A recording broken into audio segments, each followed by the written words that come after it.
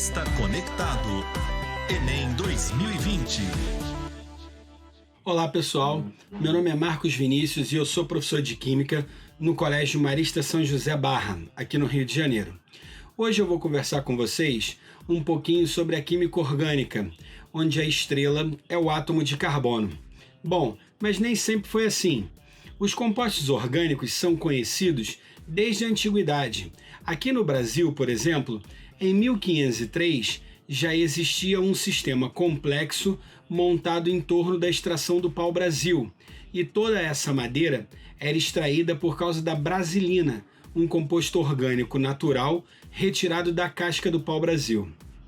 Essas substâncias, encontradas na natureza, foram classificadas no início do século XIX por Jacob Berzelius através da teoria da força vital, que afirmava que os compostos orgânicos só poderiam ser formados por organismos vivos e não poderiam ser criados em laboratório.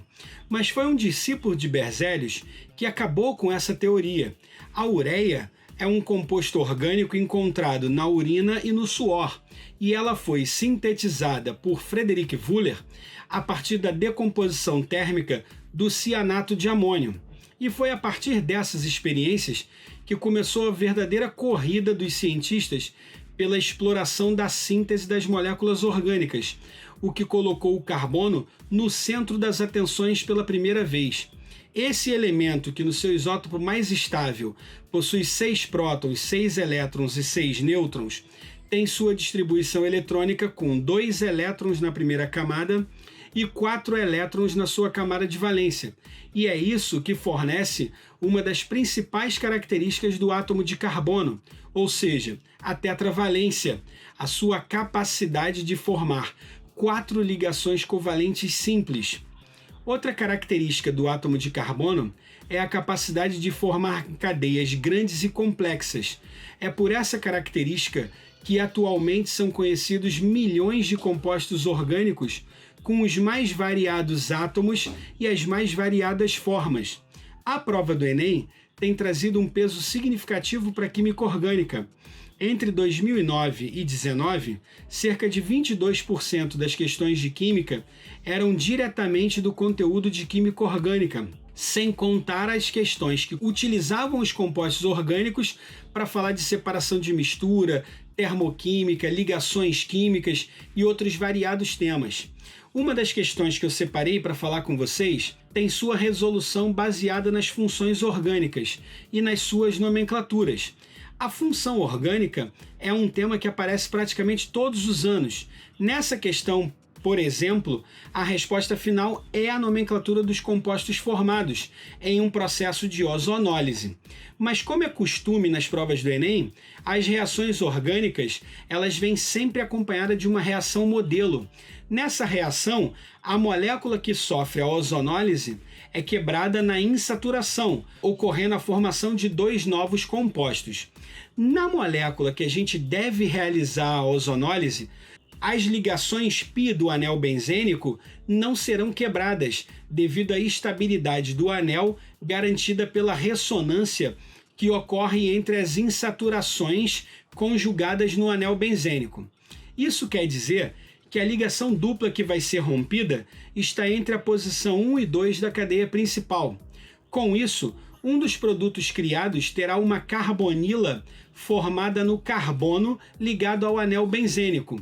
O outro produto formado terá uma carbonila no meio de uma cadeia de 3 carbonos, que quando a carbonila está na extremidade da cadeia carbônica, a função orgânica ali presente será um aldeído. E quando a carbonila se encontra entre átomos de carbonos, a função orgânica ali presente será uma cetona. Como que queremos é a nomenclatura oficial dos compostos formados, então o composto que apresenta o anel benzênico, ele terá como cadeia principal o carbono que está ligado ao oxigênio. Logo, nessa cadeia, o anel é uma ramificação e a gente vai chamar essa ramificação de fenil. Então a nomenclatura oficial ficaria fenilmetanal. No entanto, existe o termo benzil como nomenclatura usual para um radical formado por um anel benzênico que contém um átomo de carbono ligado diretamente ao anel. Dessa forma, a nomenclatura usual para esse composto seria benzaldeído. O outro composto formado, ele possui 3 carbonos, o que garante o prefixo prop na nomenclatura. As ligações entre carbonos são simples, então garante o infixo -an.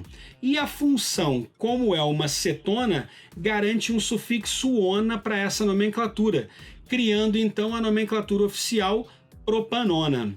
Com isso, o gabarito dessa questão é a opção A. Outra questão que eu separei para nossa análise foi a estrutura e propriedade de compostos orgânicos, que foi o tópico com maior incidência nos últimos anos, chegando a mais de 7% de ocorrência nas últimas provas. Essa questão da prova de 2018 fala sobre tensoativos e seu comportamento anfifílico, ou seja, a característica de ter uma região hidrofílica e uma região hidrofóbica na mesma molécula. Essa característica ela é explicada pela polaridade molecular, daí a importância desse tema. Como a água é um composto polar, então a região hidrofílica será uma região polar, uma região que tem afinidade com a água, ou seja, consequentemente, a parte hidrofóbica será uma região apolar da molécula, uma região que não terá interação com a molécula de água. Outro detalhe no enunciado que vai fazer toda a diferença na resolução dessa questão é o conceito de carbono terciário. Essa classificação leva em consideração o número de carbonos que um átomo de carbono está diretamente ligado. Isso quer dizer que um carbono primário é aquele que está ligado a um ou a nenhum átomo de carbono.